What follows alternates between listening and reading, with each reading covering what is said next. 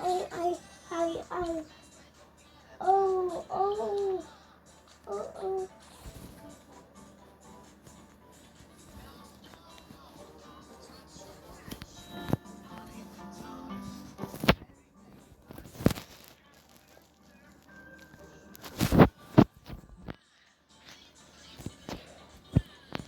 you put on show when you put on the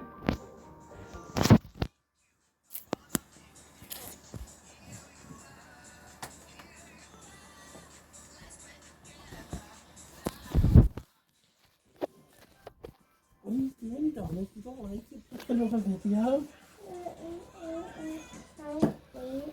You don't like it?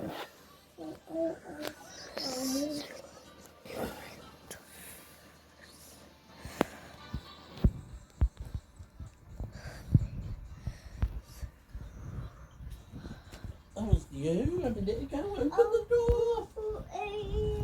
Oh my God. Every time I put it on, you turn it off.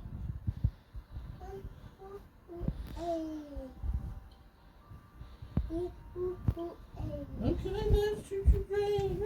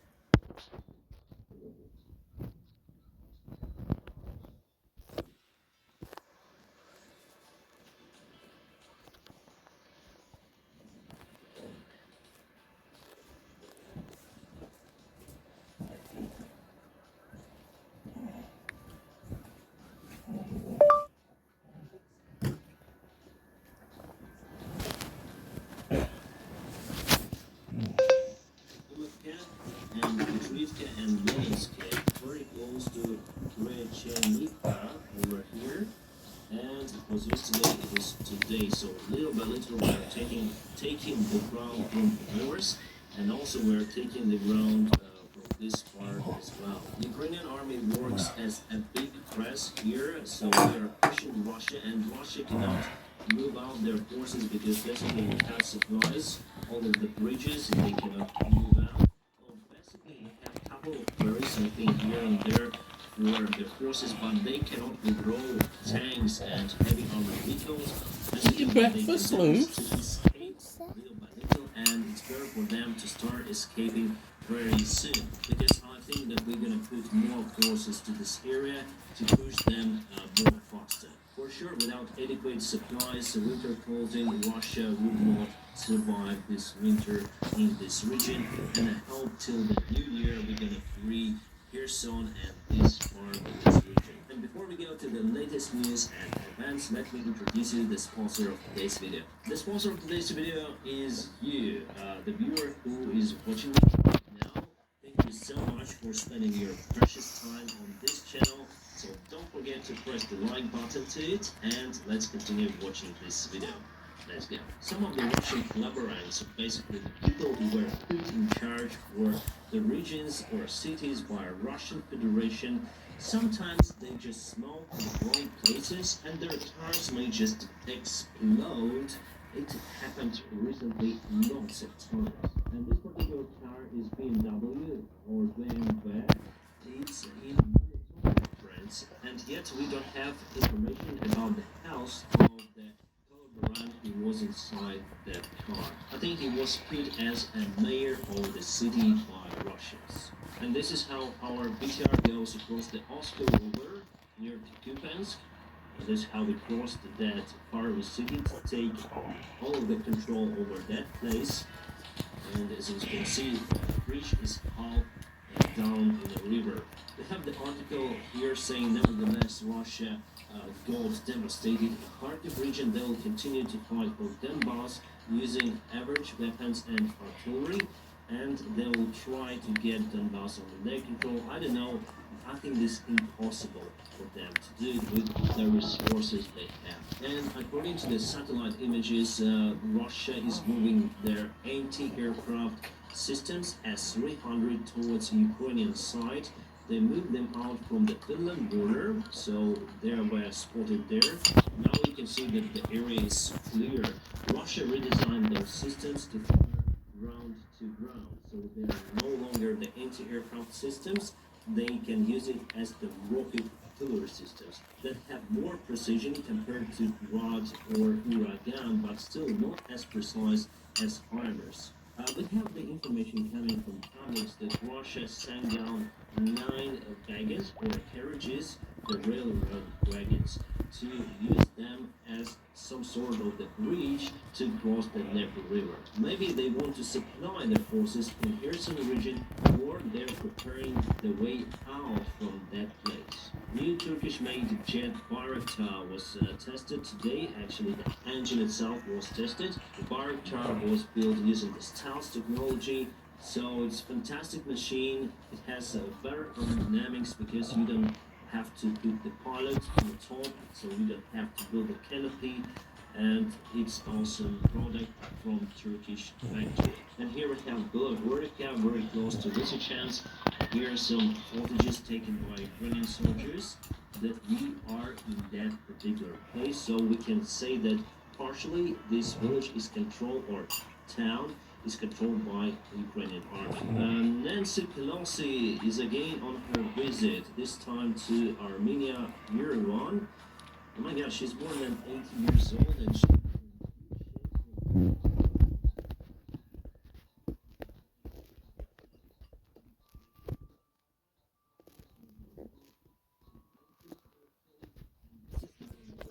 for Armenian people who were killed during the massacre, and Nancy basically said that they supported Armenia in many ways, and I think this move was done to remove Armenia from the military alliance with Russia. There is Russia, Kyrgyzstan, Kazakhstan, and Armenia. Armenia asked for military help from this alliance, but Russia refused, and basically alliance itself showed that it's not functioning as it should be.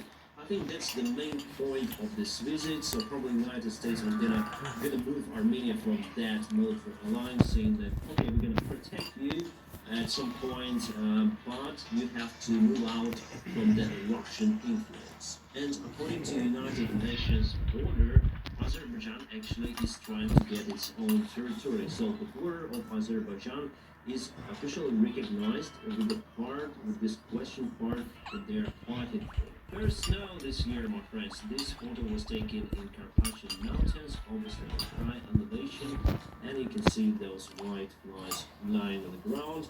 Soon it's gonna be quite cold here. And honestly, I do pray that this winter, because we may have some shortages in electrical power supply or heat supply, gas supply, because Russia is destroying our infrastructure. So I think to buy maybe Starlink internet from Elon Musk just to be more independent with that case, and also some electrical generator. And believe me or not, this is Ukrainian ship, quite a big one. It's brand new and it's still going to be built in Turkey. So they're building the ship for Ukrainian armed forces. I think it will take them 2 more years to build and equip the ship for Ukrainian Navy. The name of the ship is Hetman Ivan Mazel. And those are the heat radiators and some of the other stuff that Russian soldiers took from the houses of the Ukrainians, and they collect a washing machine. They absolutely admire that stuff, and basically after that they run away. This in Kharkiv region. Ukraine still connects some talking with the United States about the F-16's delivery to Ukrainian Air Forces. Those talks are not open to media today, but still they are ongoing. And from the information I have heard, if I'm wrong, that the nose wheel of the F-16 is not suitable for the runways, and we have runways that may have some of the bumps on them, which is not good for this airplane.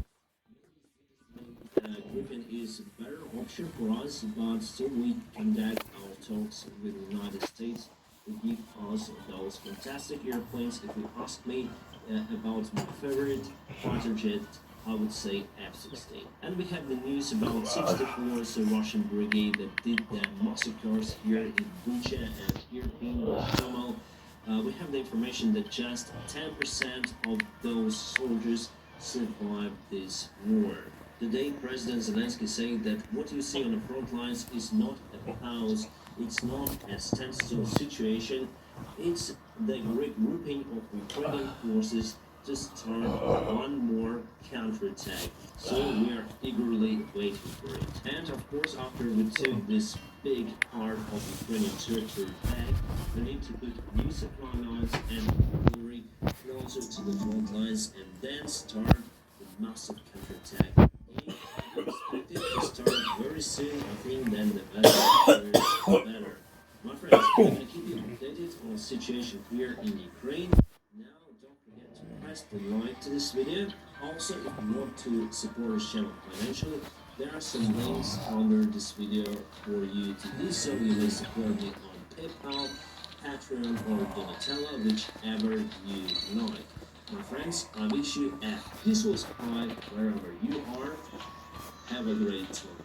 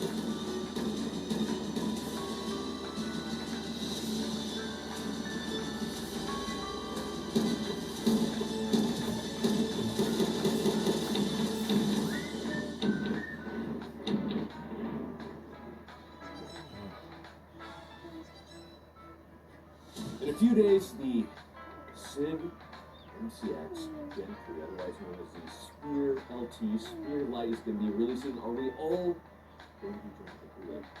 This question and many others will be answered in today's video as we talk about this brand new rifle from SIG and how compares how it differs from the older generations of MCXs and what this means for the future of firearms technology. Dan Grantham, Spear Light. Now, before we get into this particular rifle right here, we do have to thank the biggest sponsor. The biggest sponsor of the channel is, of course, the Sonoran. Big thanks to them for looking at this site. They are the people to go to. You can't thank them enough for sponsoring this channel. Go and check them out. We, of course, can't forget Primary Arms. Thank you, Primary Arms. Great optics, cheap price. They absolutely rock. Can't thank them enough. And for this particular video, we have to give a big thank you to Norma Ammunition. They provided about 5,000 rounds for the review of this particular weapon. A big thank you to them. And of course, what can we not forget, Micah? Onward Research Patreon. The Bane of Nights, I'm just kidding. We enjoy answering questions. Micah posts some great photos. It is a good time, and it directly supports this channel. We, of course, cannot forget Onward Research, my company. We make awesome stuff. Check it out, ladies and gentlemen. I also forgot, but most certainly not by the Gen 1 MCXs. Welcome to the channel. Today we're going to be talking about the next iteration from SIG, and that is the Spear Light. So obviously we are unveiling the SIG Spear Light. The question is, does that mean we've been bribed? Does that mean we've been bought off? So as always, as we do on the channel, we will do our full disclosures. I believe that every reviewer should be doing a full disclosure because it's important to you guys to understand where that relationship lies. Now, in the case of SIG, there has never been an exchange of money between us and SIG. Now, the elephant in the room is, of course, that we have many weapons provided to us for review, both the M17 and M18, the older MCX, and other rifles. And we have also gone to their facilities. Specifically, we went to the military research facility at Exeter, as well as the main facility, and that was for our M250 review and our upcoming M238 review, as well as to look at the military and law enforcement models, i.e. the select fire versions of this Spear Light. Despite all of that, we are always going to tell you exactly what our opinion is. In fact, our opinions on both the M250 and the Spear got us in hot water with a couple of organizations, not SIG specifically. And despite any relationships that we might have with individuals at SIG, we're always going to be a straight shooter. And they continue to work with us because they want our unbiased opinion. So I'm going to be as neutral as possible, as I always am when I'm talking about these rifles. Now, when we talk about the Spear Light, we have to talk about where precisely it came from. So, of course, from the NGSW program with the XM5 and the Spear, but beyond that, it came from a high-level SOCOM solicitation within the United States Armed Forces. And that was asking for a variety of contributions to see which rifle they would end up choosing. So, the MCX Gen 2 that we have right here is a good firearm. However, it's a little bit heavy, so she needed to go to vacuum. So that's precisely what they did. Is okay, well, fat camp is what you call when you're fat and wear fat. You can say skinny too. Skinny camp. In any case, that is what they did. They shaved all the weight they possibly could, and we will give you some shots here of these two rifles side by side so you can see different places where they shaved that weight. And on the SOCOM version of those rifles, many of the steel parts were replaced with titanium to save even more weight. And many versions of those weapons were selected. And to be clear, when it came to the civilian model, which is what we have right here in the law enforcement level, those titanium parts were replaced with steel because titanium is extremely expensive. So that really didn't make sense to have a 10K rifle when it came to the civilian market. Now, the rifle that we have right here is actually very close, if not identical, to the rifle that was selected in the SAS. So we have a really good weapon here with a lot of improvements that have been made. The question is, are these improvements that are good? Were they necessary? Does this make it a better rifle than the Gen 2? Does it make it a better choice than the vetted and tried and true AR-15? In this case, we have a URGI right here, which is a SOCOM issue. We will see as we talk about this rifle, as we always do, which is the button. So getting into the Spear LT, it is a 5.56 caliber weapon, also in black, as well as 7.62 90. It is short stroke gas operated and is fed from a detachable box which we have right here. A lot of the improvements definitely centered around some compatibility. What don't you want? Why don't you want your chocolate waffle? You want the other waffle?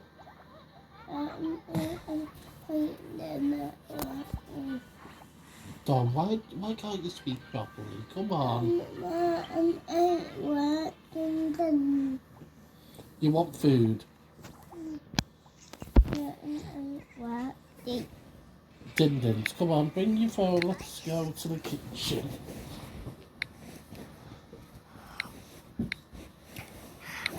I'll get myself a cup of tea.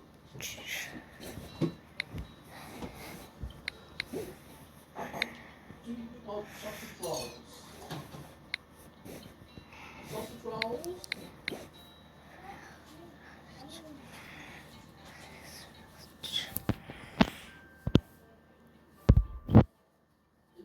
Conservatory.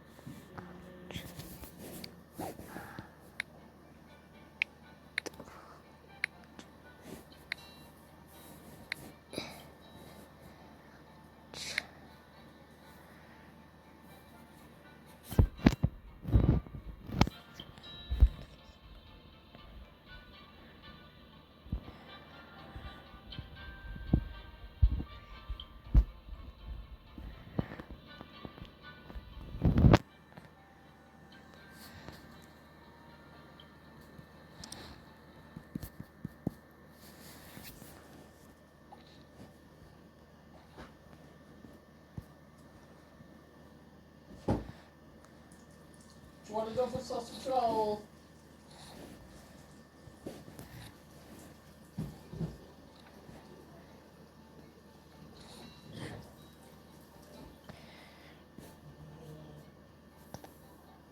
I go for sausage roll.